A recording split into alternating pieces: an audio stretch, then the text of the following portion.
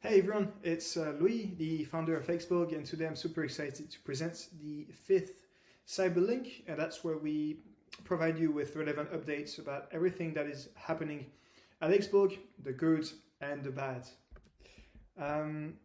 So today we look at market overview, which is usually something that we don't have, but given the circumstances, we have to discuss about this. We'll discuss about metrics of the week. We have a pretty exclusive giveaway on the Lens protocol for the Prometheus holders. We also have a public deck announcement, so we reveal the date at which we will drop the public deck, creation of a Hall of Fame. That's pretty exciting. And then we have the elections of the councils. So first, market overview. So this week's been pretty tumultuous in not really the crypto space, but rather the startup space and banking space overall, where we saw the bank, the Silicon Valley Bank, which had, I think, roughly about 200 million of assets under management, and was supporting and financing startups and VCs in the US. And I'm not the best person to cover in depth what happens, but essentially what you have to know is when you deposit money into a bank, it does not really belong to you, or at least they don't keep it in cash. And what they do is they use this money to buy T-bills, treasuries from the US governments, mortgage-backed securities from the US governments, or other types of assets. And what happens in short is, as you probably saw, the Fed decided to hike interest rates. And whenever you're buying bonds, an interest rate hike leads your bonds value to go down. And on top of that, so they theoretically took a loss on this, but on top of that, you had people that started to panic over their cash holdings in SVB, and so it led to a run on the bank, which means that people were trying to withdraw money out of the bank, and everyone got pretty scared, and then that started a wave of panicking, and then they basically had no cash to cover the outflows of the bank. And this is an event that is, of course, pretty rare in the banking industry, and that's, I guess, where we need to understand the power of self-custody, and this is why Bitcoin at the end of the day truly matters. Is whenever you're depositing assets in a bank, it's not really yours, or at least you can't be certain that this money is there when you want it. However, with Bitcoin, if you self-custody your assets, these are your assets and no one will take it away from you. And in the case of SVB, you have the FDIC, which is pretty much the insurance of banks, that is insuring, I think, up to 250K per bank account. But we see the other startups and micro businesses and larger businesses that have over than 250K that are not liquid anymore. So they will get dividends, most likely from the FDIC. But what that means is, self-custody is important.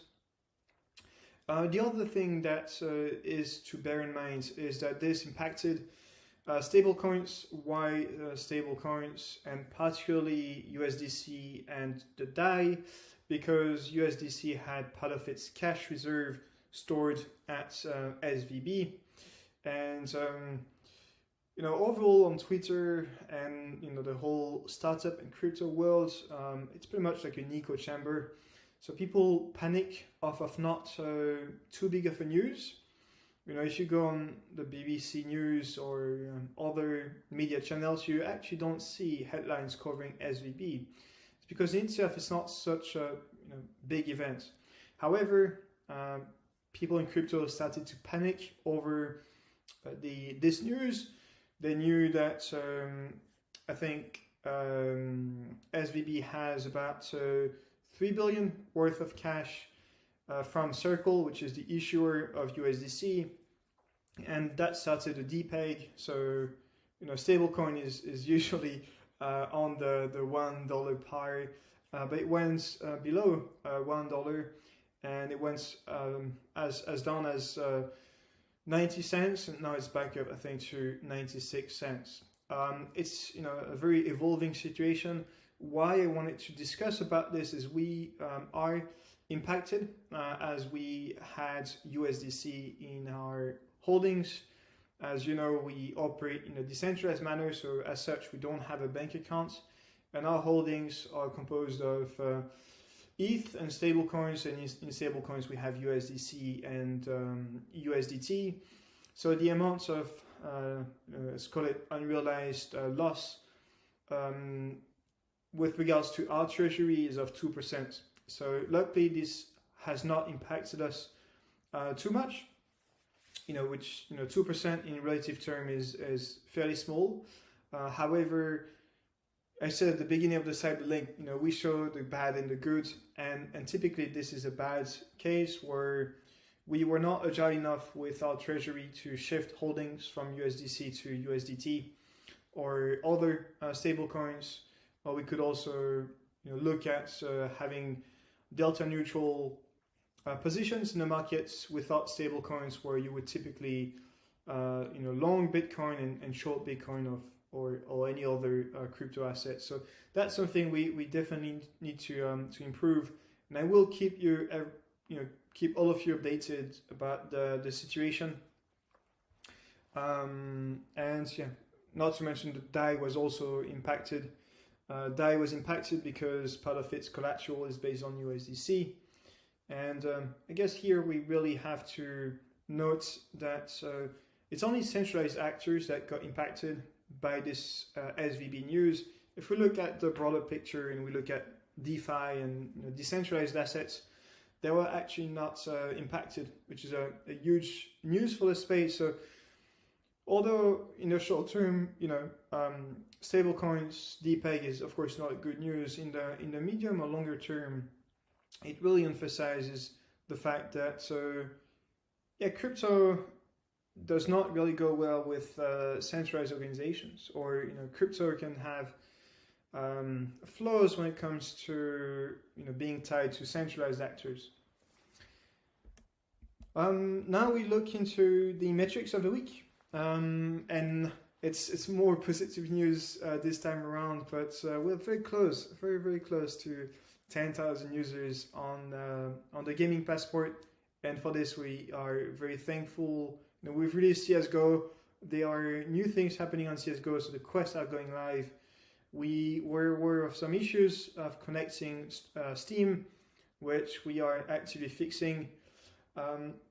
In the last two weeks, we had seed rounds of commitments of, I think, close to 300,000, and we've almost doubled that to 500,000, which is can't be more thankful for the level of support that we're getting from just the Prometheus community. Now, we are fully aware that these are not capital that is committed, but this is just an indication of the level of interest for the XBorg token. And thank you so much for this. If you haven't disclosed your interest, you can do so on xborg.com/seed, SEED. And the people that register their soft interest will receive the private deck. So this is the deck that we send out to investors, and that contains private information that we won't disclose to Prometheus holders, but only the ones that are filling up this form. Another notable news is the floor price of our own NFT, the Prometheus NFT, that climbed up in value over the last 7 days. So it's an increase of 89%, which is a fairly notable increase. And the full price today is at 0.9 Ether, and for the record, the min price was 0.24 Ether at a fairly similar Ether price. So we're very happy. We're very happy about this. we're not really talking about the price very often. It's not really something that matters to us. Of course, we want our community to be happy about this. However, you have to know that at one point we will do more tangible marketing around the NFT, and that's typically when the V1 goes out and where a very special announcement goes out. But today we're just very much focused on building a great foundation so that one day the Prometheus NFT will be regarded as one of the most valuable GameFi assets. And you will understand a bit more our strategy as we release the public deck. And that's there is a dedicated slide about this. Now exciting news about a giveaway, and it's a very exclusive giveaway just for Prometheus holders, and we're very happy about this giveaway, and we are giving away lens handles to Prometheus holders, and that's a pretty significant giveaway, not only in terms of like USD value, but also access to Web3 social. First, what is the Lens protocol? The Lens protocol is, you have to think of it as a protocol that allows you to interact just like you do on social medias. But the difference here is that you own your data and you can support financially other posts via what they call collects. So it's a whole new paradigm for social networks. So Lens protocol is, you have to think of it as, to put it very simply, is an on-chain social network. And that means that Prometheus holders will be able to follow our journey directly on Lens, because we will be posting from now on Lens and then Twitter and then also Discord. We're very fortunate. We want to thank the gaming team at Lens Protocol for trusting us, trusting our community, and we are very excited about using Lens Protocol moving forward. There will be a snapshot that will be taken of Prometheus holders on the 15th of March. So, if you're looking at this CyberLink on the day of release, which is on Tuesday, it's tomorrow at 8 p.m. CET. And it's worth mentioning that it's one handle per address. So if you have multiple NFTs on one address, you will only get one handle. Why is that? Is because it's a social network, so it does not really make sense to give you multiple handles if you own multiple NFTs, Prometheus NFTs, because at the end of the day, you're just one person, right? So this, super happy. The public deck, and we're dropping the date. So next Thursday, Thursday of this week, actually, we are dropping the public deck, which will be made available to Prometheus holders first. And then what we will do is we gather some of your feedback, some of your questions. We do a beta deck, and that deck will be made public. So this public deck is nothing private. It's just, I guess, a better overview of what we want to do with XBorg. We had done a first public deck back when we started, and that was, I think, back in June or May of last year. But a couple of things have changed. The vision has grown. We've done way more things. Traction has evolved. So super happy to release this public deck. You will have a lot of, I suppose, undisclosed information that will be contained on this deck about where we want to go in the next 3 to 5 years, but also where we want to go this year. So you'll have a roadmap for this year, also for next year and the years to come. You'll have full description of investors and partners, descriptions of the solutions and the problems that we're tackling in the space, some more, a degree of granularity in the technologies that we're building, and some more information about the V1, which is coming out fairly soon. And I know 2 weeks ago I hinted at the fact that we would have a huge announcement. The public deck is not the huge announcement. It's something of course, much bigger than this. Why it's not out yet is because legal is still making sure things are in the clear. Same actually for the public deck. The public deck is actually ready to go live. It's just we need to make sure that our legal counsel is reviewing it, green lighting it. We don't want to rush things.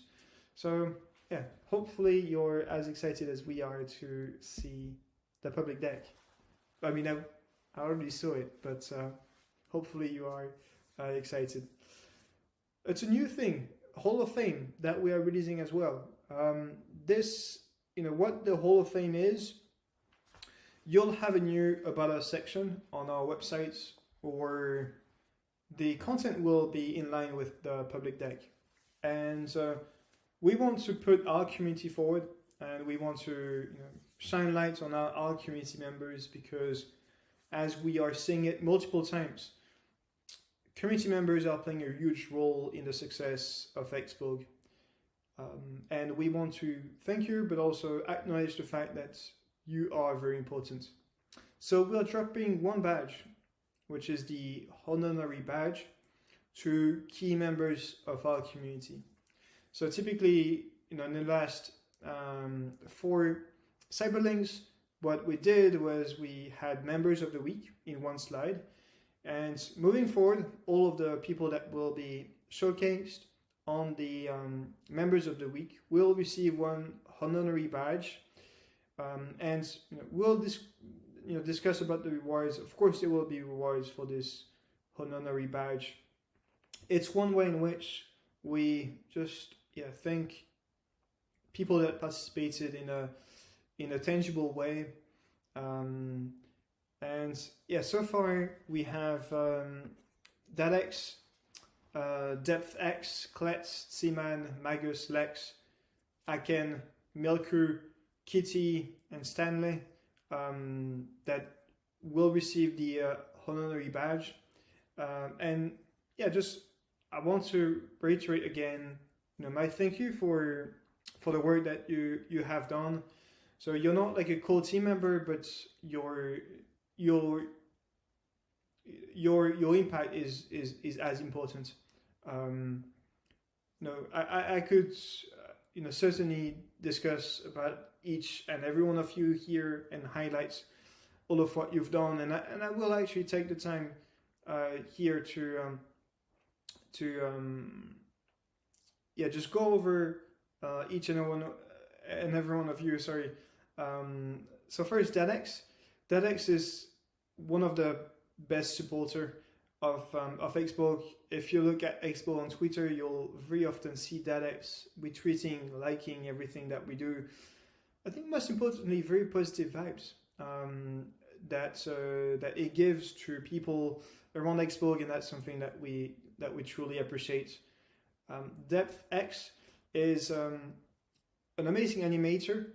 So he works with graphics, etc., and does 3D animations. And if we look at the current website, so xborg.com, you'll see great animations. And DepthX was the person behind those animations.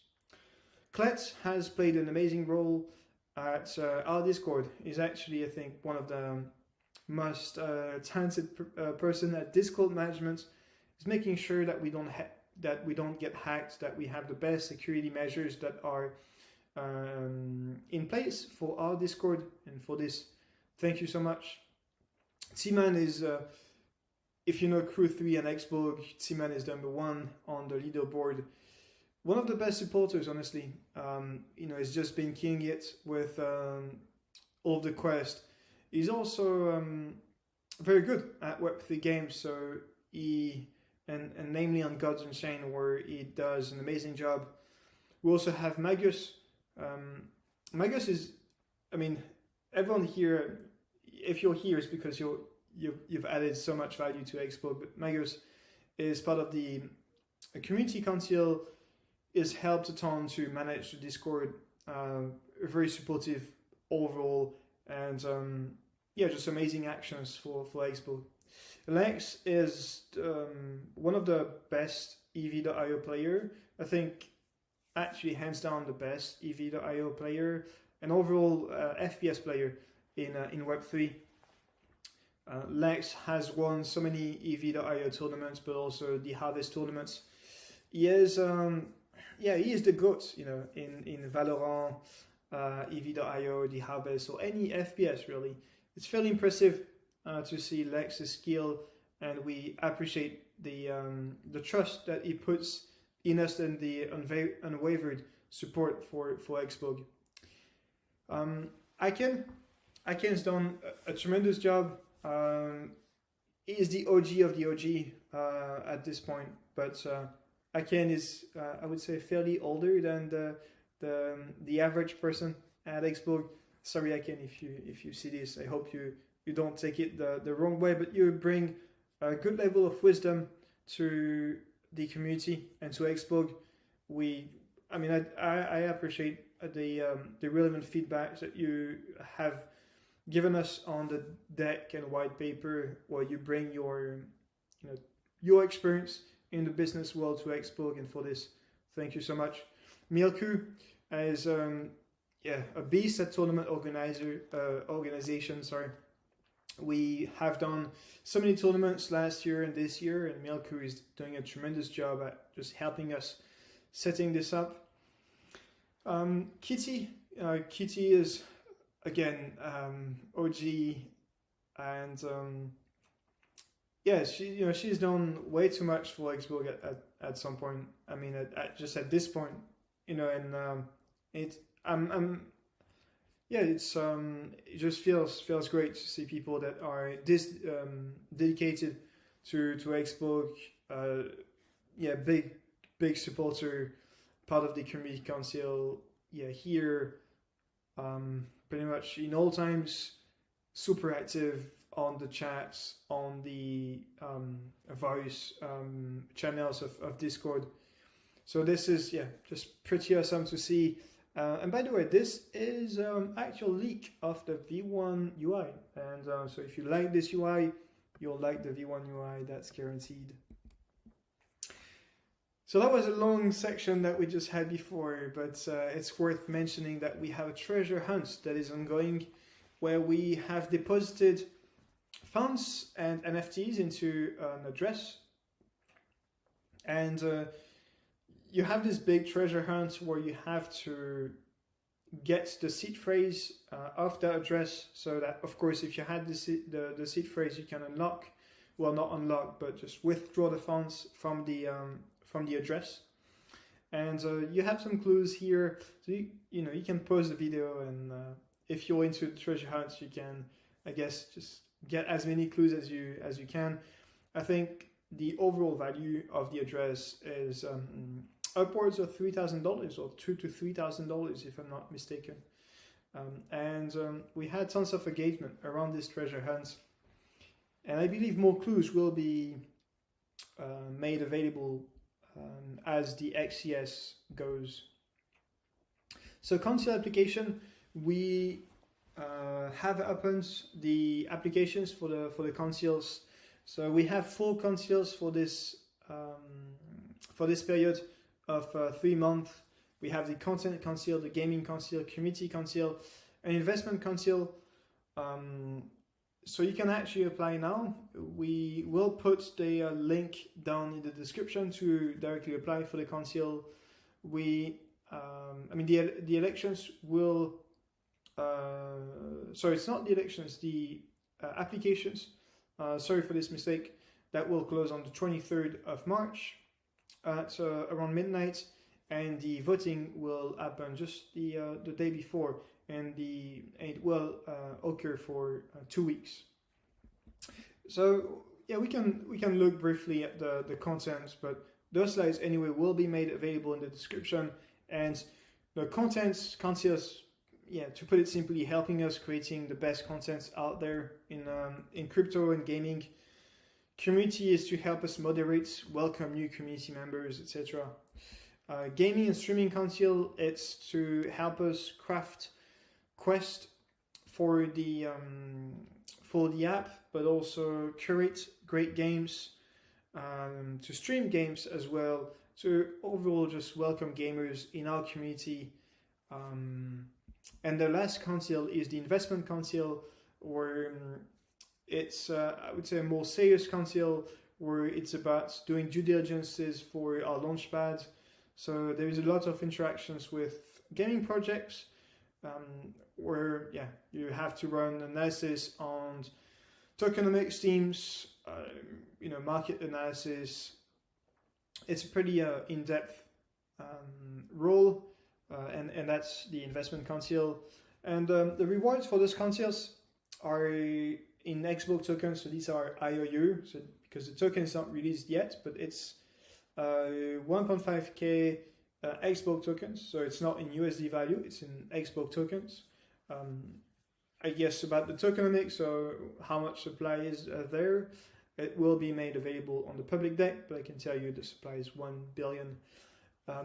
Regarding the council, the XP rewards, it's 7.5 K in XP, and also it's worth mentioning that council members will be eligible to get an honorary badge, which I highlighted earlier today.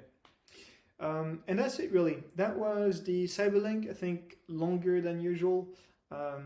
So hopefully you liked it. It's very important for us to showcase what's good, what's bad. So I think we are learning a lot, also as we go. What can I say more? Thank you so much for listening to this video. You can also drop a like and comments relative to what you like and what you don't like, or things that you would like to see moving forward on the CyberLink. And again, thank you so much. We appreciate your support, and we see each other very soon. Bye bye.